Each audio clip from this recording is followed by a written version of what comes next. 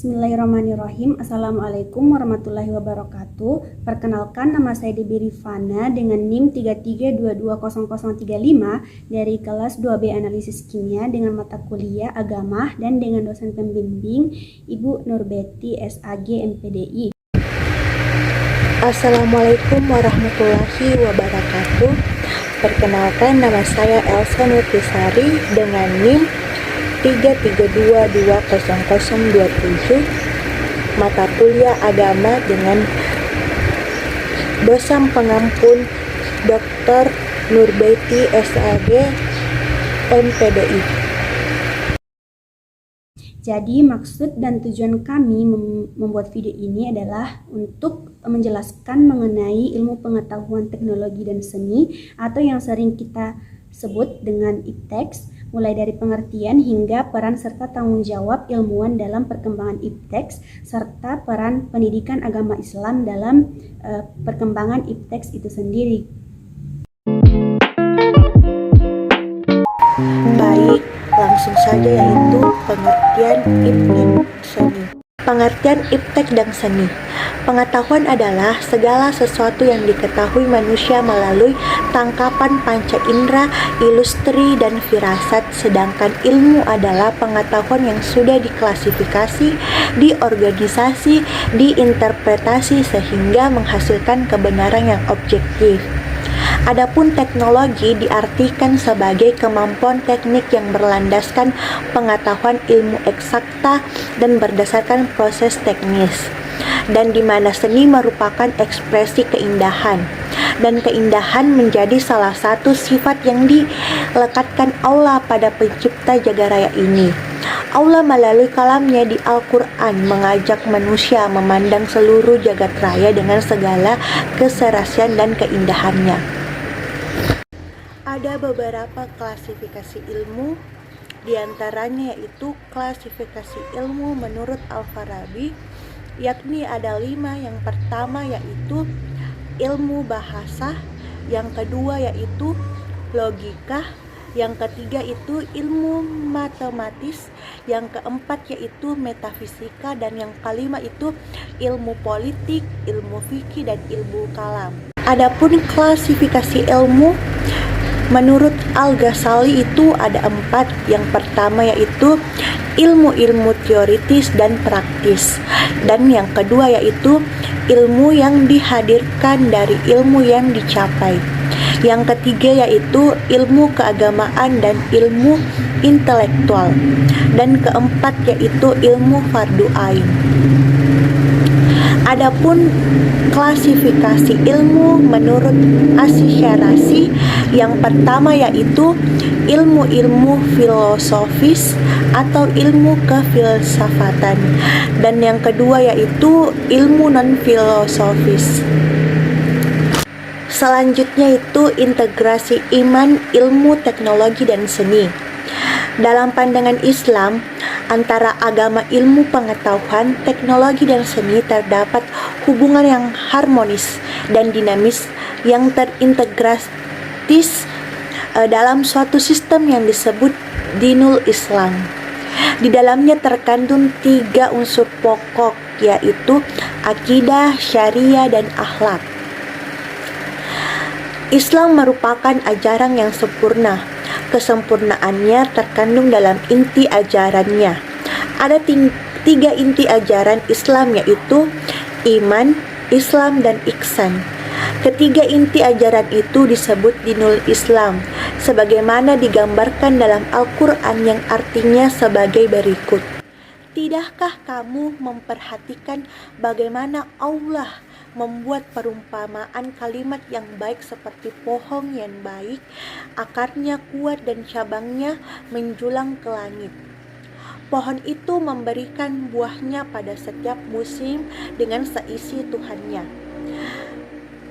Allah membuat perumpamaan-perumpamaan itu untuk manusia supaya mereka selalu ingat. Quran Surat Ibrahim ayat 24-25.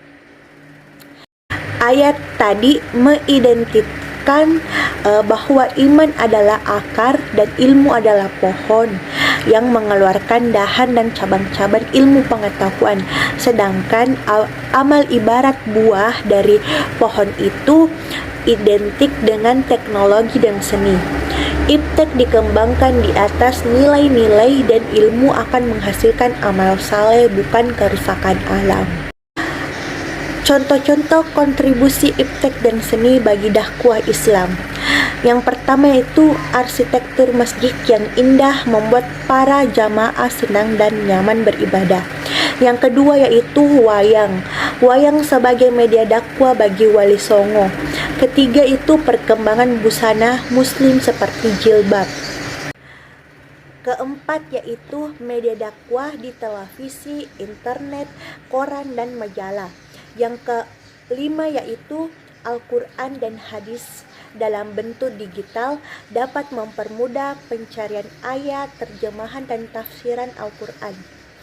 Keenam yaitu penggunaan LCD sebagai media dakwah sehingga lebih jelas dipahami. Baik, langsung saja saya akan menjelaskan mengenai keutamaan orang berilmu.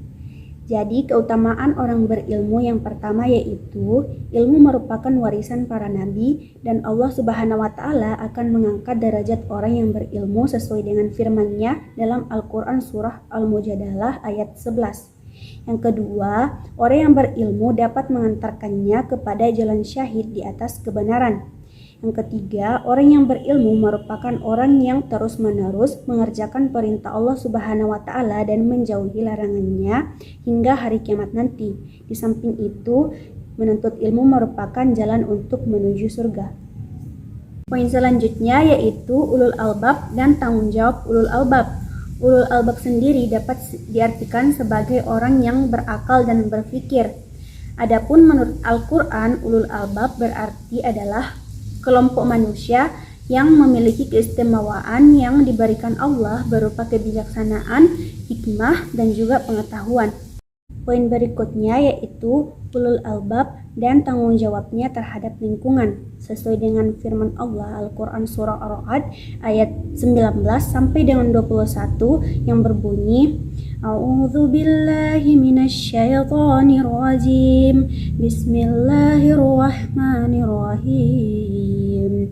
Afaman ya'lamu annama unzila ilaika min rabbikal haqqu kaman huwa a'ma.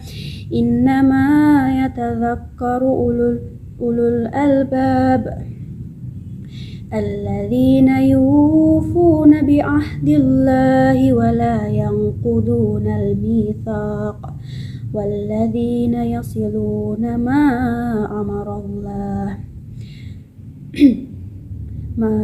أمر الله به أن يوصل ويخشون ربهم ويخافون سوء الحساب Sadaqallahul adzim.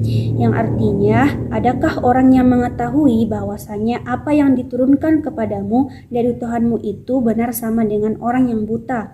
Hanyalah orang-orang yang berakal saja yang dapat mengambil pelajaran, yaitu orang-orang yang memenuhi janji Allah dan tidak merusak perjanjian, dan orang-orang yang menghubungkan apa-apa yang Allah perintahkan supaya dihubungkan, dan mereka takut kepada Tuhannya dan takut kepada hisab yang buruk. Quran surah Ar-Ra'd ayat 19 sampai dengan 21. Materi berikutnya yaitu ulul albab dan tanggung jawab ulul albab.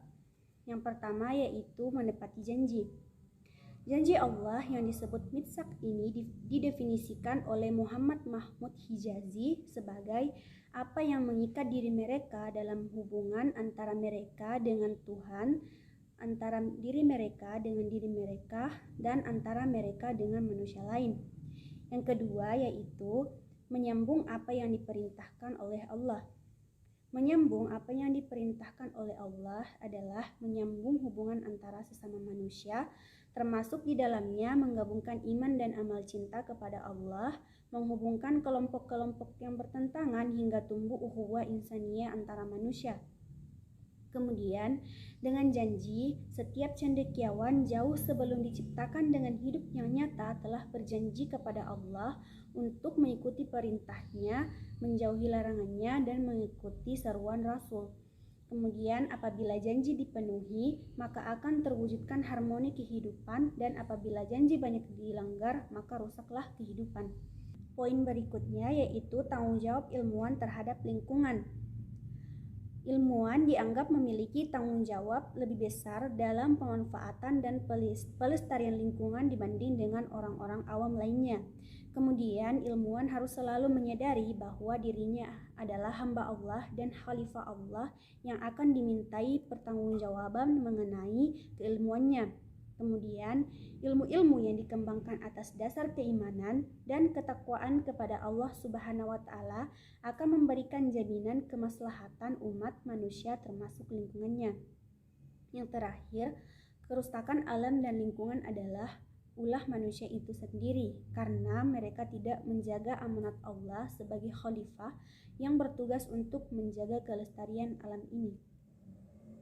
Kemudian yang terakhir, pentingnya pendidikan agama Islam dalam perkembangan ipteks, di mana perannya yang pertama yaitu menentukan serta menerapkan ketentuan halal haram atau hukum-hukum syariah Islam wajib dijadikan sebagai tolak ukur bagaimanapun bentuk dan tujuan dari perkembangan ipteks itu. Kemudian, menjadikan akidah Islam sebagai basis konsep dan aplikasi ipteks sebagaimana yang telah dibawa oleh Rasulullah SAW. Jadi, dalam perkembangan ipteks harus ada limit atau tolak ukur yang dijadikan sebagai standar, di mana tolak ukurnya itu adalah akidah Islam dan syariah Islam yang berlaku.